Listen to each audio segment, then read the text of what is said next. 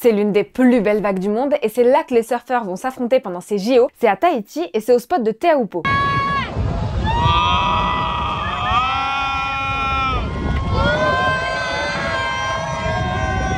Ça farte ou quoi? Jamais fait de surf, jamais été à Tahiti de ma vie.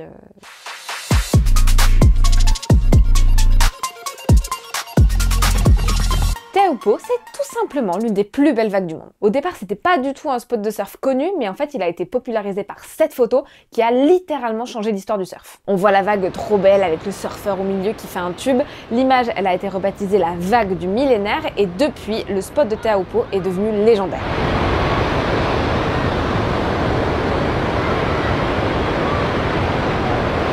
Et pour l'anecdote, Tim McKenna, il a pris 475 000 photos de cette vague. Le nombre de photos, 457 000. Ça fait rêver. Pour moi, c'est plus dans la perfection de la vague. C'est pour ça que j'aime Teahupo'o autant. J'adore ce qui est parfait, j'adore les lumières parfaites, les vagues parfaites. Donc c'est pour ça que je suis bien ici à Tahiti. Mais Teahupo'o, c'est aussi connu pour être extrêmement dangereux, tout simplement parce que la vague, elle s'écrase pas sur une plage de sable comme plein d'autres vagues.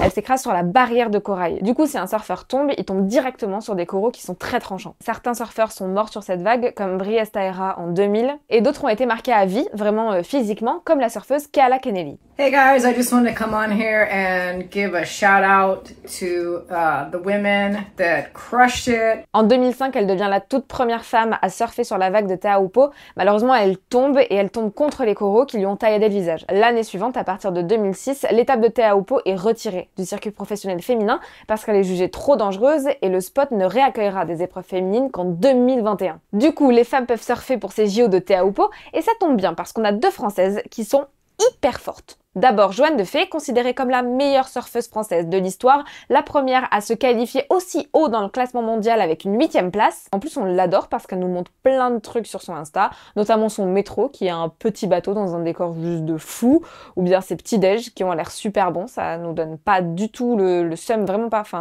En revanche, le début de JO a été un peu compliqué pour elle, elle s'est fait mal plusieurs fois en tombant, notamment au niveau du front où elle a des points de suture et elle doit passer au repêchage. Notre autre française, c'est Vainey Fierro. Elle est chez elle, déjà parce que elle est tahitienne, mais aussi parce qu'elle est devenue récemment la première tahitienne à remporter l'étape de Tahiti du championnat mondial, le Tahiti Pro. Et juste pour info, en finale du Tahiti Pro, elle a battu la costaricienne Brina Hennessy et son surnom, c'est la coupeuse de grosses têtes. C'est quoi les surnoms en surf? Pourquoi c'est flippant comme ça à chaque fois? Vainey, pour l'instant, elle s'est qualifiée en 8e de finale en détente. Et si jamais nos Françaises vont en finale, ce sera à 4h15 le 31 juillet. Voilà, petite info pour vos agendas. Et si vous voulez voir les épreuves de surf, c'est gratuit.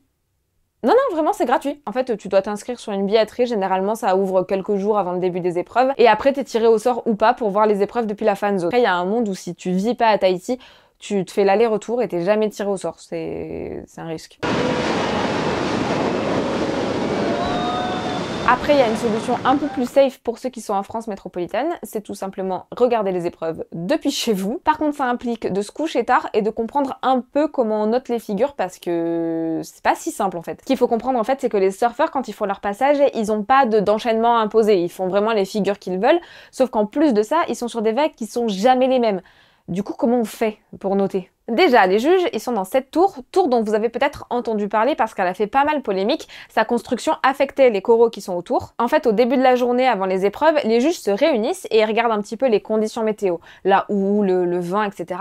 Et comme ça, ils se basent sur ces conditions pour pouvoir juger les surfeurs. Ensuite, pour chaque figure, ils vont utiliser des critères vraiment précis. Comme ça n'a pas grand-chose à voir avec le style du surfeur qui est un peu plus subjectif. Ils vont prendre en compte, par exemple, l'engagement du surfeur dans la vague ou est-ce que le surfeur fait la figure au moment où la vague est la plus difficile ou bien la fluidité du mouvement. Puis évidemment, plus la figure est compliquée, plus elle te rapporte des points. Parmi les figures compliquées, il y a le tube et justement, c'est la figure que fait le surfeur dans la photo de la vague du millénaire. Et après, pour les calculs des notes finales, ils vont prendre déjà les 2 meilleures vagues du surfeur et ensuite, sur les 5 juges, ils vont retirer la note la plus faible et la note la plus forte et faire la moyenne des 3 notes restantes.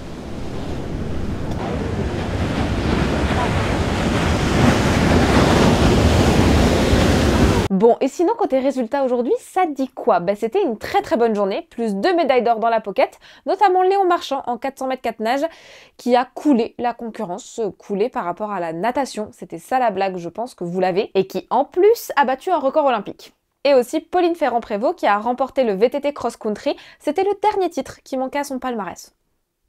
Bravo. Par contre, on a une autre Française en VTT, Loana Lecomte, qui s'est fait une grosse chute. Elle est sortie sur civière, mais d'après les dernières infos, son état de santé est plutôt rassurant.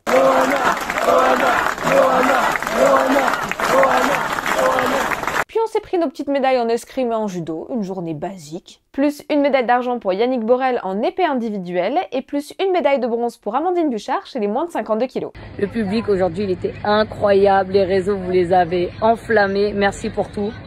Elle est là. Elle était dure à aller chercher, mais elle est là. Merci beaucoup. Et puis je passe le relais à Joanne et Sarah Léonie. Et sinon, côté classement, pour l'instant, on est toujours 4e. Hier, on a parlé de Romain Canon et Isora Tibus et je crois qu'on leur a pas porté chance parce qu'ils ont été éliminés assez tôt dans la compète. Du coup, on va pas vous parler d'escrime aujourd'hui, là, en athlète à suivre. On va pas vous parler de Sarah Balzer qui fait du sabre, on va pas vous parler du fait qu'elle est médaillée d'argent à Tokyo, qu'elle peut nous ramener des médailles et tout. On va pas vous en parler. Par contre, on peut vous parler d'autres athlètes à suivre, athlètes avec un S, puisqu'il s'agit de l'équipe de France de complet en équitation. La finale se joue aujourd'hui, pour l'instant on est 2e, donc clairement on vise l'or. Dans notre équipe, on a 3 cavaliers, Karim Lagouag, Nicolas Touzin et Stéphane Landois. 2e galop effectué. On va s'arrêter un peu sur Stéphane Landois. Le cheval qu'il monte s'appelle Chaman du Monceau Ride for Thaïs. Pourquoi Ride for Thaïs? C'est en hommage à Thaïs Meust, qui était un grand espoir de l'équitation française et une amie de Stéphane Landois. Donc le thème de notre mercredi tuto, ça va être les pions et les flammes sur la croupe des chevaux. Et Toto va nous assister pour les pions. Elle est décédée il y a 5 ans lors d'un parcours de cross justement avec Chaman du Monceau. C'était son rêve de participer aux Jeux Olympiques. Du coup, Stéphane Landois les fait avec son cheval.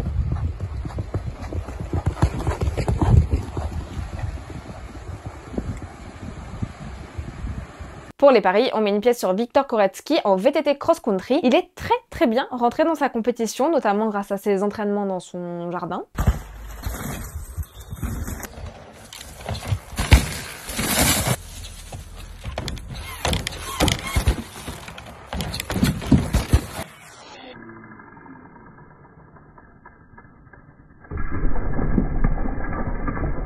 Il a un palmarès, il est déjà champion du monde par équipe, notamment en relais avec Pauline Ferrand-Prévot dont on vous a parlé un peu plus tôt. Mais au dernier JO, il a fait 10e puis 5e, donc il a clairement une revanche à prendre.